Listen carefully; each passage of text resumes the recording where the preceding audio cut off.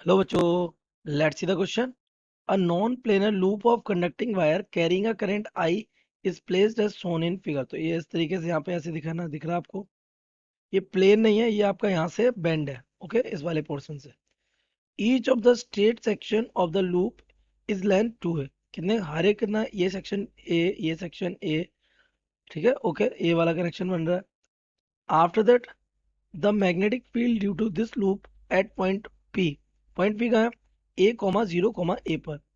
Point in the direction. तो बताना है इस पॉइंट पर मैग्नेटिक फील्ड की डायरेक्शन क्या है. Option A 1/√2 minus J cap plus K cap. Option B 1/√3 minus J cap plus K cap plus I cap. Option C 1/√3 I cap plus J cap plus K cap. And option D 1/√2 आई के आई cap plus K cap. Let's see the key concept of this question. The key concept of this question is beta कि the direction of magnetic field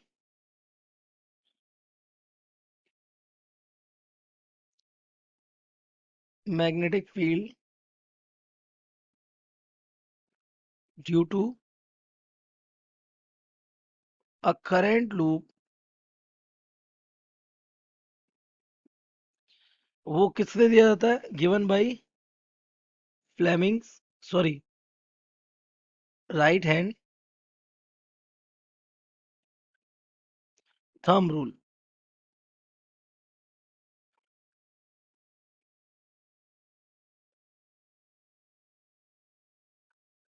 ये okay. तो right hand thumb rule बताता क्या है? तो right hand thumb rule एक बार देख लेते हैं. फॉर एग्जांपल, अगर ये हमारा एक लूप है, कैसा भी लूप है ये, हमारा ये ऐसा भी हो सकता है, फर्क नहीं पड़ता इससे. इसमें करंट अगर ऐसा चल रहा है, ये है ना, एंटी क्लॉकवाइज. तो आपको करना क्या, आपको अपनी फिंगर्स को करंट के डायरेक्शन में कर्ल करना है.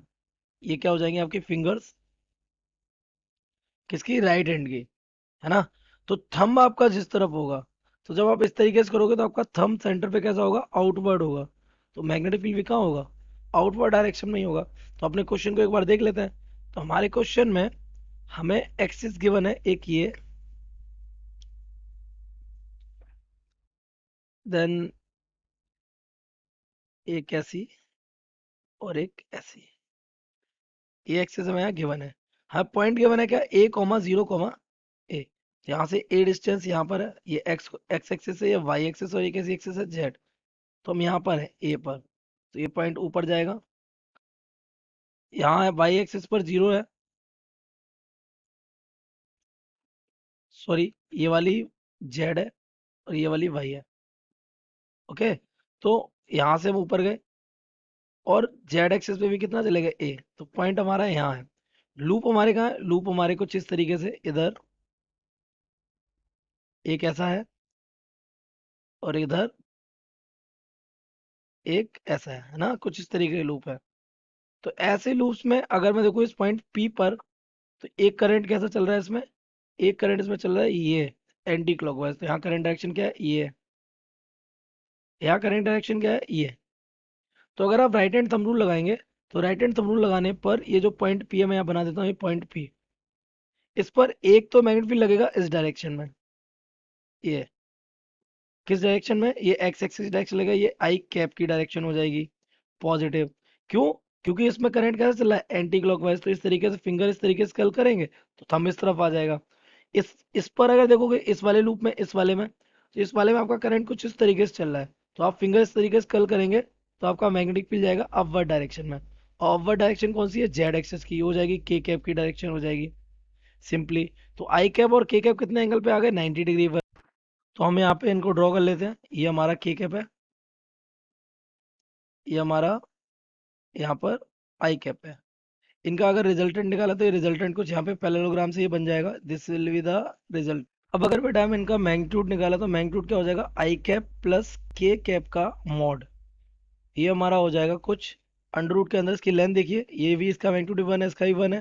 तो this becomes 1² plus 1² that is 1+1 is equals to √2. ये हमारा हो जाएगा.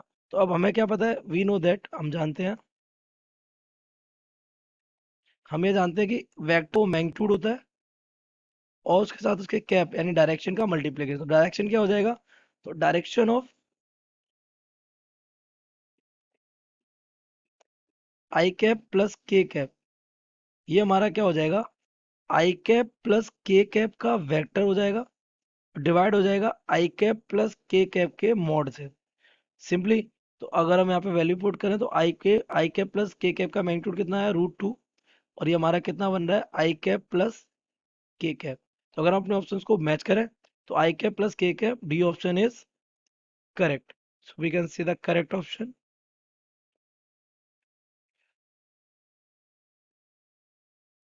D. I hope you have understood it well. Best of luck.